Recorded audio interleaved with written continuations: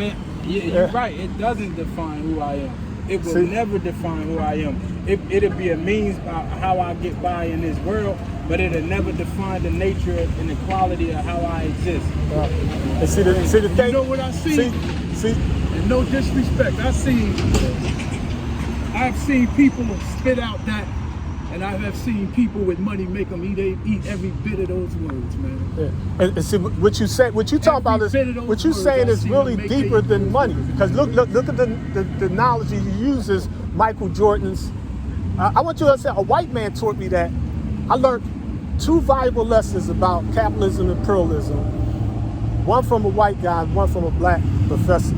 The white guy taught me, we had a smart money class, teach us about credit and all that stuff. Right. And you know me, I'm fruit, black, Muslim, black, militant, you know what I mean? You're the white man, Right. And he said, listen, and he's a Republican, Right. but he used common sense. And he explained to me, he said, listen, I'm white and you're black. If we go in the bank and you want to ask for a $10,000 loan, and I ask for a $10,000 loan, who you think going to get it? I said, you won't get it. He said, okay. Now, if I went in the bank and Jay-Z went in the bank, who you think going to get it? Jay-Z going to get it. See, that's why I agree with you on your premise that in a capitalist system, if you got money trumps racism. See, if you got, but at the same time, it's fiat money. Now, I mean, it's a promissory note. So real money is Jordan's son would get a pass because, not because of his money. His money has nothing to do with it. If they open up the trunk and there's 10 million cash in there, he's a drug dealer. They might kill him. I mean, but if he's Jordan's son, now he's a man of prestige. He got political connections. They got judges in their hip pockets. He got money, but it's not money like we look at money.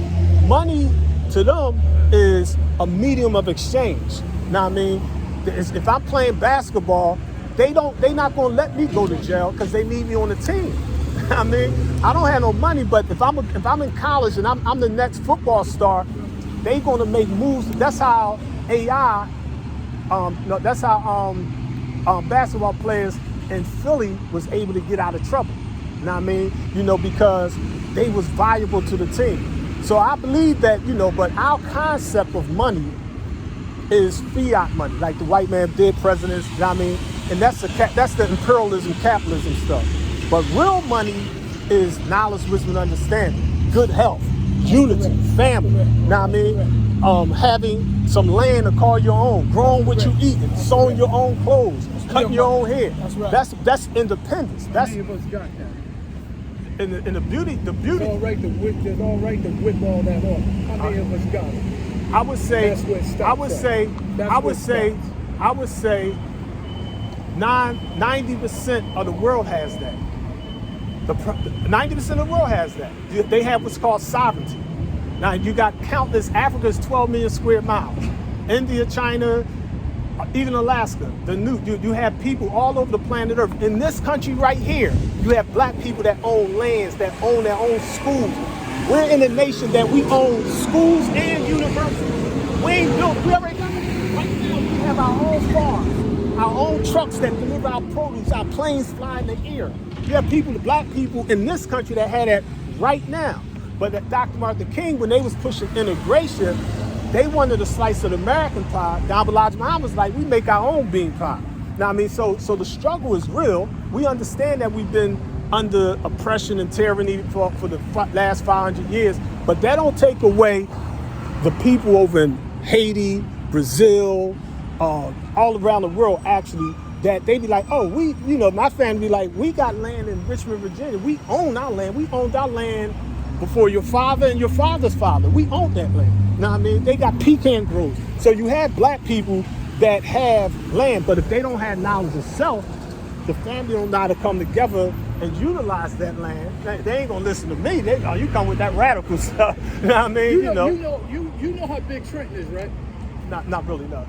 I'm not from Trenton. It's 7.5 square miles. Yeah, 7 by 7. Yeah. And it's that's small, 7.5. And if you travel through Trenton, it's a disgrace. This is small, 75. It's a disgrace. Yeah. And if you go down 29, there's a justice complex, and there's a labor and industry building, and they're packed with people that work there. You think those people live in Trenton? Usually they don't. Like in Philadelphia, they don't live in the hood. They come from the suburbs. They come get the money from the hood. Right. I mean, that's capitalism. That's imperialism worldwide, and that's what the struggle for reparations is all about. We can't catch up with on that. I mean, and that's why brothers, sad to say, be out here hustling because they trying to make something happen. If you got fortunate enough to hit the Powerball after taxes, you was worth $200 million. Yeah. You could do a whole lot with that to change black people's lives quickly. Absolutely. You know how we get our information, my brother? And this is no question. There's no trying to challenge anybody. I ain't letting nobody. But you know how we get our information, and you guys. You know how we get our information? How about you, brother? Again, you want me? There's no right or wrong answer. How do we get our information? I get my information intuitively. Okay, good. How about you, black man?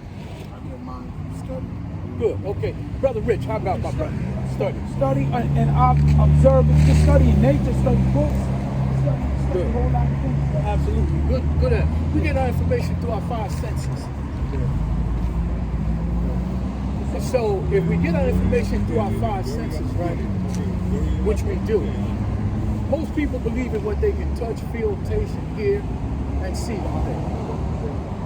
Now keep in mind, I said I don't believe that. I said I believe that we get our information when I say intuitively, what I mean, let me give you an example what I mean, so you understand where I'm coming from. Go ahead, I'm talking DNA, information encoded before the senses come in, organs even exist. I'm saying if you take a spider egg, it don't see anything, it don't hear, you take the egg and that egg will know how to form a perfect web intuitively. Birds will know to fly south for the winter. The bees will know how to make a perfect beehive because it's encoded in their DNA. So I'm saying the original man, knowledge, according to our teachings, knowledge is to listen, know, and observe. Knowledge is just the foundation. Wisdom is to make your knowledge known. Where you from? North Philadelphia. You from North Philadelphia?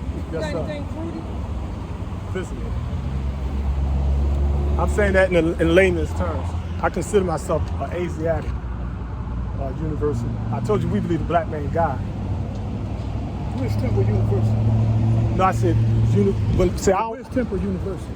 In North Philly, on Broad Street. You gonna be here tomorrow? How many black people in North Philly go to Temple University? I don't know, but I know a lot of. I know family members that go to Temple. I know family members that graduated from Temple University. 66 years old, right? Yeah. North Philly was just like that when I was a kid. You intelligent, man. What did I tell you? 66 years old. North Philadelphia was like that when I was a kid. What you mean by like what? I don't know what you mean by like. All ghettos and hoods, but I'm saying, like Trenton, like Philly, there's a lot of good. Even when you was a child, when I was growing up, there was a whole bunch of good going in Philadelphia. I'm critical, sir. I'm asking you a specific question, sir. Right. I'm saying, 66 years old, sir. Right. North Philadelphia was a shithole when I was a kid. Right. Why is that? That's the question I'm asking. That's a specific question. Right. And my specific answer is, if you are in a shithole, or you're around the shit, or you observe, you could be over here with the gold toilet.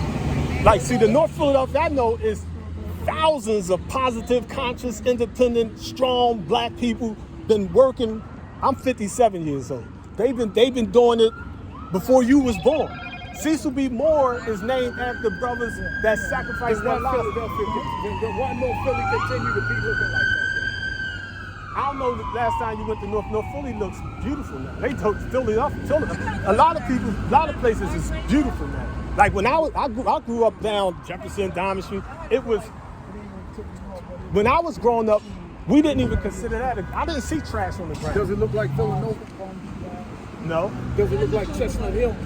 No, and so it looks better than certain parts of Villanova, certain parts of Chestnut Hill. It depends on what part of Philly you in. You're gonna travel, man.